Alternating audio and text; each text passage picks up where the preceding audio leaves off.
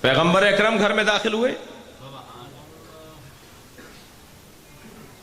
اب یہ کیسے معلوم ہو کہ جو اس گھر کے اندر ہیں وہ سارے آئیڈیل ہیں, سارے مثالی ہیں, سارے رہنما ہیں؟ بھئی گھر میں سب رہ رہے ہیں, کیسے طے کریں کہ کون کیسا ہے؟ محترم بہت ہیں. پیغمبر نے بہت سارے لڑکوں کو, بہت سارے بچوں کو اپنا بیٹا کہا. حضرت خدیجہ کی بہن کی 3 بیٹیوں کو اپنی بیٹی کہا. تو پیغمبر نے بہت ساری بیویوں کو اپنا تعلق ان سے ظاہر کیا. لیکن کیا سب آئیڈیل ہیں؟ اگر سب آئیڈیل ہیں تو پھر قرآن مجید سورہ تحریم میں پیغمبر کی 2 بیویوں کے بارے میں کیوں کہہ رہا ہے اللہ؟ کہ سورہ تحریم جا کے پڑھ لیجئے, پیغمبر کی 2 بیویوں کے بارے میں اللہ کیوں کہہ رہا ہے کہ ان کے دل ٹیڑھے ہو گئے ہیں, یہ نہیں سمجھیں گی. حضرت عائشہ کا مقام بہت بلند ہے. آپ نے پوچھا یا رسول اللہ, اللہ نے آپ کو بہت اچھی اچھی بیویاں دے دیں, خدیجہ کی رحلت ہوئے, ایک مدت گزر گئی, اب بھی آپ خدیجہ کو یاد کرتے ہیں؟ تو صحیح بخاری کے اندر روایت ہے, کتب اہل سنت میں روایت ہے کہ نبی نے فرمایا خبردار عائشہ, خدیجہ سے کسی کا مقایسہ مت کرنا. خدیجہ کسی بھی زوجہ کی طرح نہیں ہے.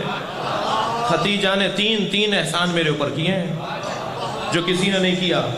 خدیجہ نے اس وقت میرا ساتھ دیا جب کوئی ساتھ دینے کو تیار نہیں تھا. بھائی برے وقت کے لوگ اور ہوتے ہیں, اچھے وقت کے لوگ اور ہوتے ہیں. صلوات پڑھ لیں ذرا نبی اور آل نبی پر. جی فرمایا مجھے خدیجہ نے اپنا سارا مال دے دیا جب مجھے مال کی ضرورت تھی. فرمایا تیسری خدمت جو خدیجہ نے کی ہے, میں اگر صاحب اولاد ہوں تو وہ خدیجہ کی وجہ سے ہوں. فاطمہ زہرا مجھے خدیجہ سے ملی ہے. لہٰذا پیغمبر اکرم کی ازواج کا بڑا مقام ہے, امہات المومنین ہیں, لیکن اسی گھر میں رہتے ہیں سب. ابریا نے ہم پر احسان کیا ہے. پیغمبر اس گھر کے اندر بہت سارے لوگ رہتے ہیں, کیسے طے کریں کہ کس کی زندگی تمہارے لیے آئیڈیل ہے؟ محترم سب ہیں, میں پھر دوہرا رہا ہوں, مگر آئیڈیل زندگی کس کی ہے؟ اسوہ حسنہ کون ہے؟ کسے دیکھ کر زندگی گزارنی ہے؟ تو پیغمبر اکرم نے ایک مرتبہ, جملہ محسوس کریں گے, پیغمبر اکرم نے ایک مرتبہ اینٹوں کے گھر میں چادر کا گھر بنایا, اور چادر کا گھر بنا کے کہا یہ میرے اہل بیت ہیں, یہ میرے اہل بیت ہیں, اور یہ جو اہل بیت ہیں ان کو عنوان زندگی قرار دینا. پیغمبر کے پاس گنجائش بہت تھی. اگر اللہ گنجائش نہ رکھتا, جمع کے صیغے نازل نہ کرتا, تو کہہ دیا جاتا یہ تو پہلے سے طے شدہ تھا, یہ اللہ کی طرف سے طے شدہ نہیں تھا, تمہارا کردار بہت مضبوط نہیں تھا. توجہ ہے؟ مباہلے میں پیغمبر کے پاس گنجائش بہت ہے, مگر پیغمبر اکرم اپنے ساتھ کسے لے جا رہے ہیں؟ ایک فرد کو لے جا رہے ہیں. اور کیا کہہ رہے ہیں کہ ہم ثم نبتہل, ہم مباہلہ کریں گے, وَنَجْعَلْ لَعْنَةَ اللَّهِ عَلَى الْكَاذِبِينَ, اور اللہ کی لعنت کو جھوٹوں پر بھیجیں گے. لعنت اللہ کی ہے, بھیجیں گے یہ اللہ کی لعنت کو, یہ بھیجیں گے, اور اللہ کی لعنت کو جھوٹوں پر بھیجیں گے. میں ایک جملہ کہہ دوں, لعنت کوئی ایٹم بم نہیں ہے, لعنت کوئی کسی بندوق کی گولی نہیں ہے. لعنت کہتے ہیں عدم برکت کو, جس کی زندگی سے برکت اٹھ جائے اسی پر لعنت ہوتی ہے, اور جس کی زندگی میں برکت آ جائے اسی کو صاحب برکت کہا جاتا ہے. صلوات ہوتی ہے, درود ہوتا ہے. تو پیغمبر اکرم کیا فرما رہے ہیں؟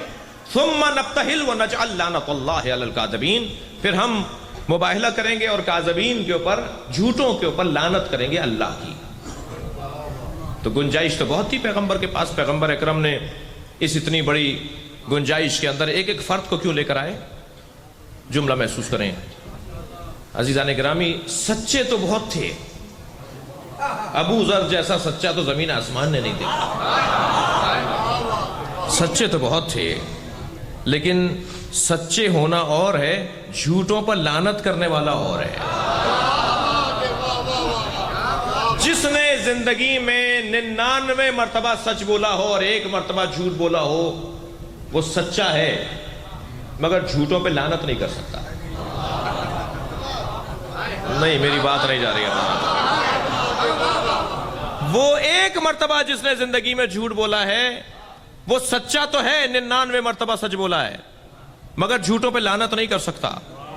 جھوٹوں پہ لعنت وہی کرے گا کہ جس کی سچائی ایسی ہو کہ تمہارے کپڑے درزی کے پاس ہیں اور رضوان جنت کپڑے لے کر دروازے پر آ جائے۔ صداقت کا یہ عنوان، سچائی کا یہ عنوان، اس گھر کی صداقت